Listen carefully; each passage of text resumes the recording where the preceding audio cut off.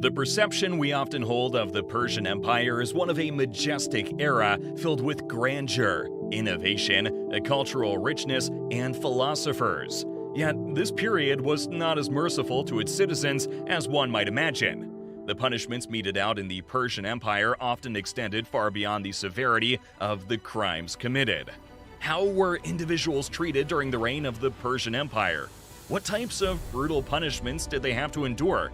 Did anyone manage to survive these severe forms of justice? What were the reasons behind these harsh punishments? Impalement.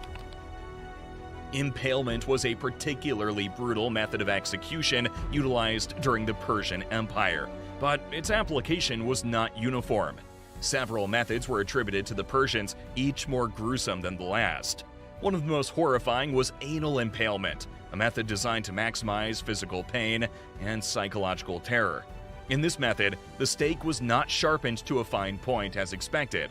Instead, it was deliberately left rounded, presumably to prolong the agony. The pole was inserted far enough into the condemned person so they were left standing on their toes. The stake was intentionally not inserted to kill the person immediately, but rather to cause immense discomfort and pain over an extended period. After the initial impalement, the victim was secured in place with ropes.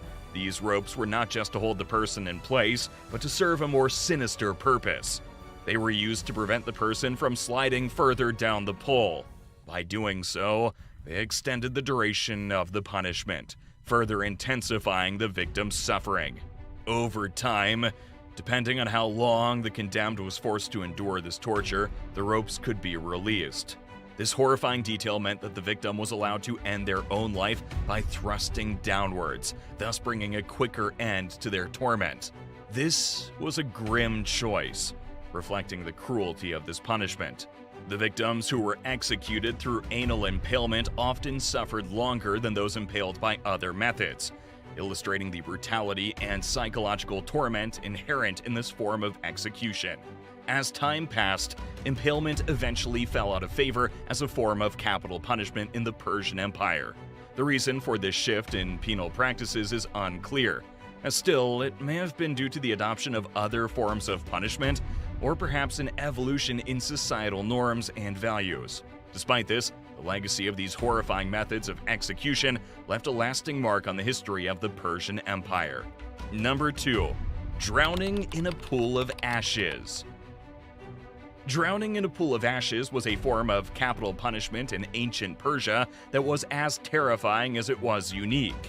This was a sentence specifically reserved for those deemed the worst criminals in society, individuals who had committed acts of high treason or offenses against the gods. The Persians believed that such crimes were so heinous they warranted a punishment that was not only fatal but agonizingly slow and frightening. The execution occurred in a massive, 23-meter-tall hollow tower with only ashes and wheels. The sight of this tower alone could strike fear into the hearts of those who knew its purpose.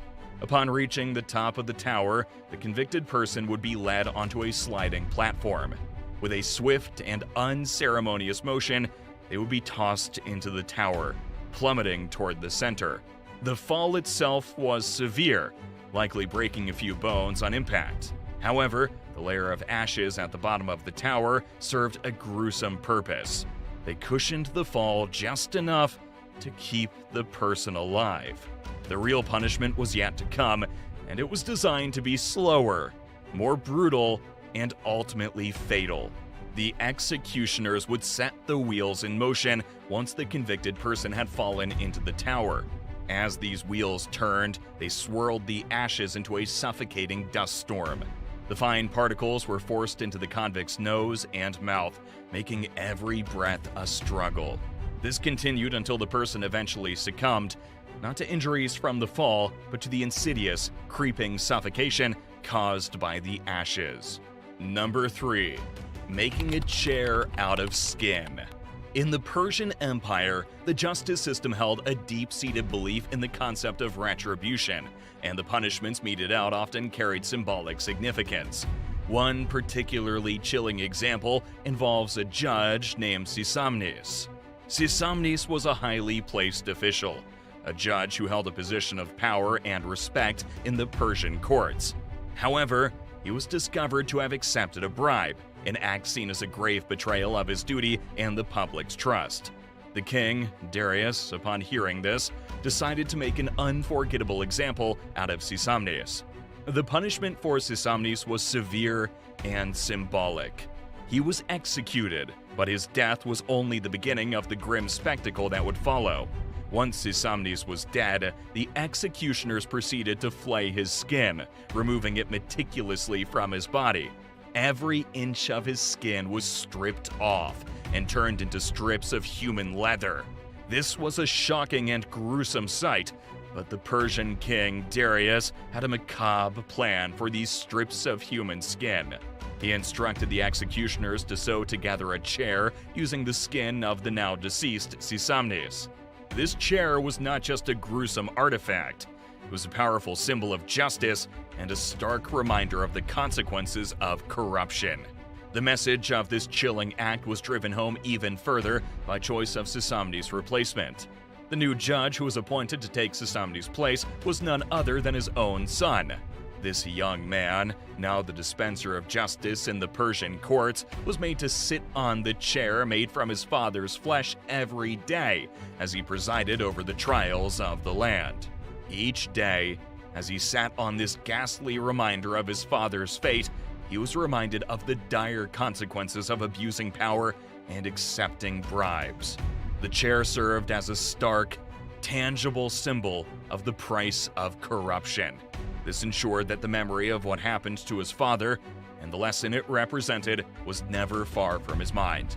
King Darius hoped that such a powerful and horrifying reminder would ensure that the new judge, and perhaps others in similar positions of power, would think twice before succumbing to the temptation of bribery.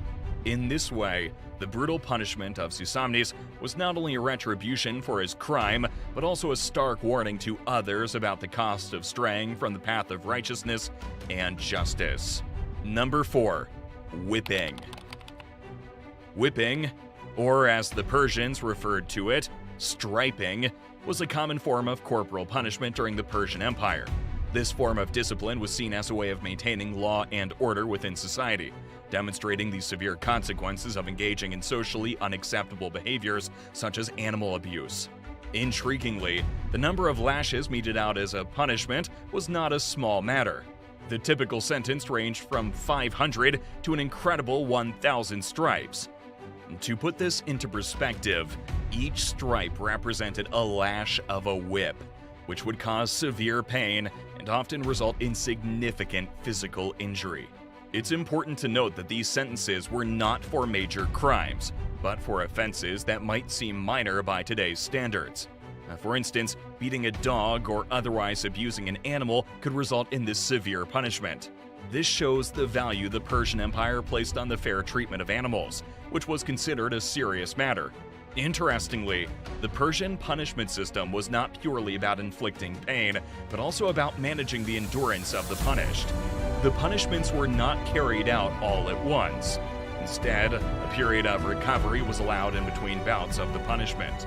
This meant that the convicted individual would undergo a series of whipping sessions, with time to heal and recover in between each one.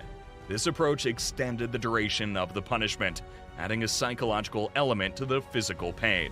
The punishments of the Persian Empire were brutal, not just by modern standards, but some of the most brutal punishments in history. They demonstrate the empire's commitment to deterrence and social order. These practices highlight the immense power and authority of the empire.